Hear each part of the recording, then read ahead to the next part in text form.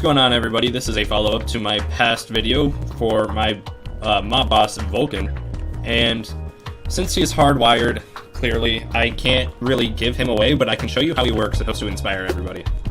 So, what I used was wireless redstone and a lot, and I mean a lot, of the push button command, and I'm gonna show you room by room how I set it up, because hopefully it'll help you. The first thing I did, so this is the fire room. As you can see, I have fire every other line, and this is where he uses that fire wave ability.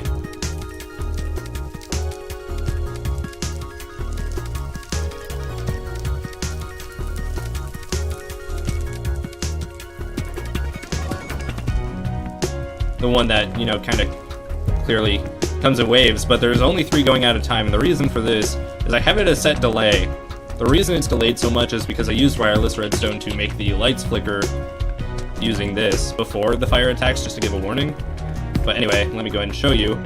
As you can see, it's normal 6 tick delay over here, 9 over here.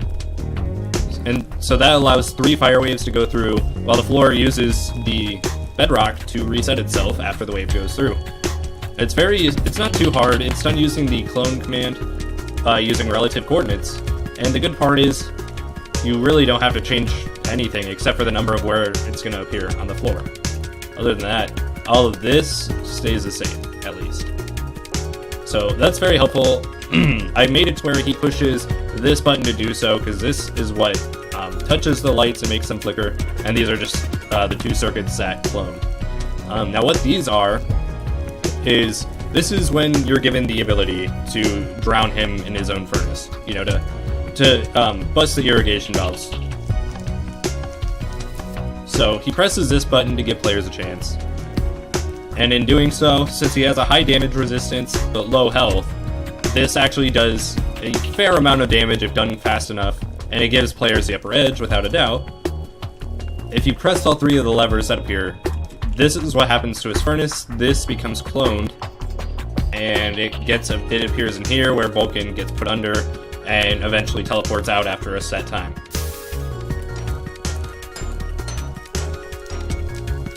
Now, that's not exactly what happens.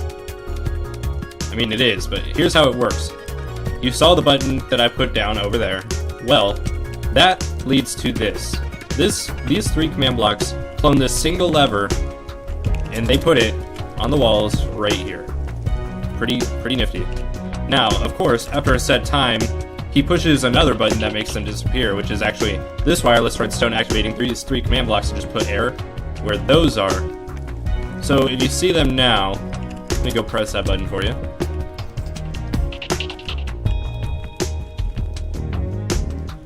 And give me a moment, just fly around. And they're still there. Okay. Oh, that's right. Okay. So, genuinely speaking, they would disappear. I'm using my own local server right now, so I don't have Mythic mobs or wireless redstone on it. But that's how it would work.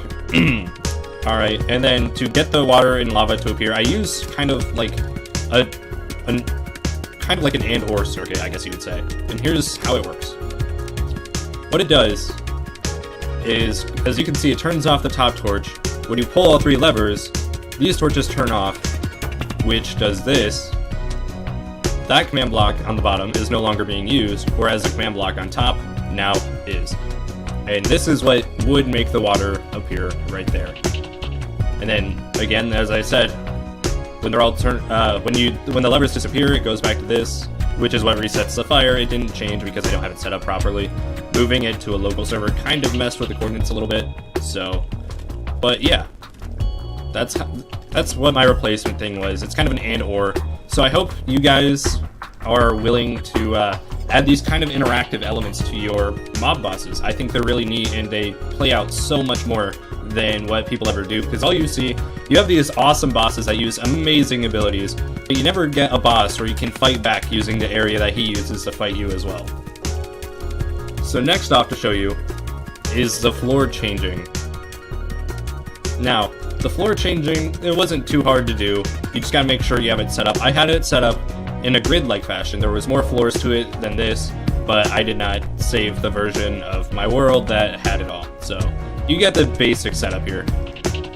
as you can see, so you'd press this button right here to make the blue floor appear, and then to light up the fire on the bedrock of the blue floor, you would press another button right here which would change it instantly to this. Again, all done using the clone command. And whenever he used that for 5 seconds, it'll switch back to just your flat bedrock that you see here and here.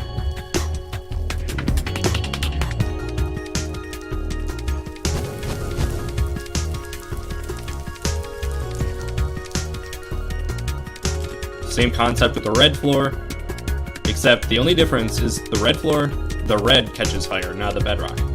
So it's like blue is safe, red is not safe.